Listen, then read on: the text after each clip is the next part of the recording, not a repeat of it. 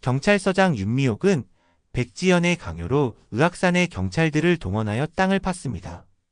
아무리 파봐야 돈이 나올 일이 없다고 자부했고 백지연의 눈에 확인을 시켜주지 않으면 업무 방해를 하면서 계속 징징거릴 것 같아서 파는 척이라도 하자고 부하들에게 말했습니다. 그런데 금속 탐지기가 요란하게 한 곳에서 울렸고 백지연은 스스로 삽을 들고 파기 시작했습니다. 이미 그때는 서강주가 땅에 돈가방을 묻고 의악산을 내려가던 중이었습니다. 돈가방이 발견되자 백지연은 날아갈 듯이 소리를 질렀고 가방 안에서는 백곰의 유언장까지 나왔습니다. 백지연은 자기 돈이라고 우겼지만 돈을 바로 가질 수 없었습니다. 돈가방 안에 든 돈은 순수하게 AA 5만원권만 있는 게 아니었기 때문이었죠. 서강주는 자기가 태워먹어버린 돈과 다림이 수술비로 쓴 돈은 다른 돈으로 채워 넣었으니 백지연이 잃어버린 돈 100억이라는 증거가 불충분했습니다. 백지연은 백곰의 유언장이 버젓이 있는데도 돈을 왜 안 주냐고 화를 내어냈습니다. 백지연은 서강주가 집에 들어오던 날 본 가방과 똑같은 가방이 의악산에서 발견이 되자 서강주가 유언장을 훔쳤다는 걸 알게 되었고 돈을 바로 주지 않고 의악산에 묻어버려서 찾을 수 없게 된 것 때문에 화가 나서 서강주의 뺨을 날렸습니다. 백지연은 돈 100억을 15년 동안 숨기고 탈세를 한 것 때문에 국민 욕바지가 되고 말았습니다. 인터넷에는 온통 백지연을 공격한 악성 댓글로 도배가 되었고 외출을 하고 싶어도 집 밖에는 백지연을 비난하는 사람들이 숨어서 기다리다가 음식물을 던지는 테러가 일어났습니다. 백지연뿐만 아니라 지승동과 차태웅도 마찬가지로 곤욕을 치르는 중이었죠. 떳떳하지 못한 돈 100억을 기부하라고 찾아오는 사람들도 수두룩합니다. 언젠가는 지나가리라 하고 버텨보는 백지연이지만 그 언젠가가 언제가 될지 하루하루가 가시방석이었습니다. 내 돈 100억이 경찰서에 있는데 집안에 가만히 있을 수가 있나요? 백지연의 변호사는 백곰이 남겨준 돈이 전부 AA 5만원권이라고 유언장에 적혀있는 것이 아니고 잃어버린 돈 100억이라는 사실이 더 중요하니 결국은 돈을 찾을 수 있을 것이라고 했지만 백곰의 유언장의 진위 여부가 확인이 되고 100억이 백지연의 돈이라는 승인을 받을 때까지 속이 타들어가는 심정이었습니다. 여기서 백지연은 의문을 품게 되는데요. 왜 내 돈이 다 1년 번호가 같지 않지? 강주는 왜 돈을 나한테 주려다가 다시 의악산에 묻어버린 거지? 엄마 돈을 찾았으면 떳떳하지 못하고 탈세한 돈이란 거 알고 있으면 조용히 엄마에게 주고 입다들면 될 것을 엄마를 전국에 개망신 주기로 작정을 하고 산에 가서 묻은 이유가 뭐야?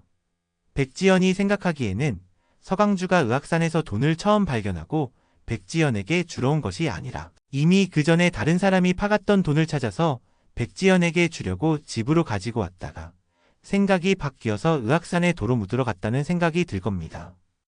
아버지가 물려준 돈은 1년 번호가 다 똑같은 건데 번호가 다른 돈들은 무슨 이유가 있는 게 분명하고 강주는 그 이유를 알고 있을 거야. 백지연은 서강주가 유언장을 가지고 간 것도 끝내 모르쇠로 일관하고 있으니 돈에 대해 물어봤자 얘기 안 해줄 거라고 생각합니다. 내가 그 돈을 처음 본 게 언제였더라? 백지연은 보미 할머니 배혜자가 자기에게 준 돈을 처음 보고 놀라서 이무림의 결혼식장에 찾아가 그 돈이 어디서 났냐고 물어본 것을 생각해내게 되었죠. 백지연은 배혜자의 가게를 찾아가 물어봅니다.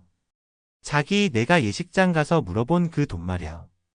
나한테 손님이 준 거라고 말했잖아. 그거 정말 손님이 준 거 맞아? 백지연은 고봉이를 의심하고 싶지는 않았습니다.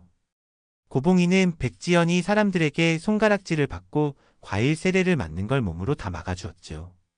돈 100억을 경찰에 신고를 하러 갔을 때 고봉이네 식구들이 경찰서에 모여있는 것이 이상하긴 했지만 자기와는 관련이 없다고 생각을 했습니다. 하지만 점점 더 고봉이가 의심스러워지는 백지연이었고 보미 할머니 말에 충격을 받았죠. 그 돈 봉이 사장이 준 거야. 고깃값으로 말야. 백지연은 얼마 전에 다림이랑 강주가 사귀는 것 때문에 고봉이와 대판 싸운 적도 있었습니다. 다림이는 강주를 다시는 좋아하지 않겠다고 백지연에게 약속을 했지만 서강주는 청렴세탁소 옥탑에 살게 되고 이다림이 들락날락거리는 걸 알게 된 백지연은 청렴세탁소 사람들이 싫었는데 고봉이가 자기를 위해 몸을 날려 사람들의 공격을 막아준 것도 이상했습니다. 나한테 뭐 죄 지은 거라도 있나? 설마 돈을 훔쳐간 사람이 고봉이야? 강주 이놈의 자식이 다림이 엄마가 돈을 훔친 거 다 알고 덮어주려고 쇼한 거이냐. 안 그럼 그날 가족들이 떼거지로 왜 경찰서에 와 있었겠어. 이건 분명 다림이 엄마랑 관련이 있어. 백지연은 의심이 높아졌고 진실을 알고 싶은데 서강주가 연관되어 있으니 강주까지 사람들의 욕을 먹게 될까봐 걱정이었죠. 내 돈이 전부 1년 번호가 같으니 번호가 다른 돈은 누군가가 이미 돈을 훔치고 썼다가 다른 돈을 채워 넣은 것이다 라고 경찰서에 가서 범인을 잡아달라고 할 것인지 아니면 번호가 어떻든지 간에 내 돈 100억만 찾으면 된다 하고 진실을 묻어버릴 것인지 백지연은 고민에 빠졌습니다. 백지연의 돈이 왜 번호가 다른지 궁금해하는 사람은 윤미옥 서장도 마찬가지였습니다. 이대로 돈을 백지연에게 다 돌려줄 것인가 아니면 사건을 더 수사해서 진짜 범인을 잡아낼 것인가.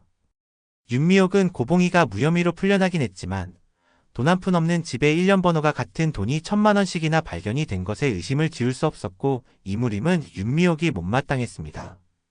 당장 송수지와 이혼을 하고 싶은 심정이었습니다. 윤미옥도 이번 참에 이무림과 송수지를 이혼시킬 생각을 하고 있었는데 이무림과 송수지는 아직 혼인신고를 하지 않은 상태였네요. 이경사님 우리 혼인신고합시다. 송수지는 그동안 바빠서 못한 혼인신고를 하자고 이무림에게 말하지만 이무림은 그때와는 다른 생각을 가지고 있었죠.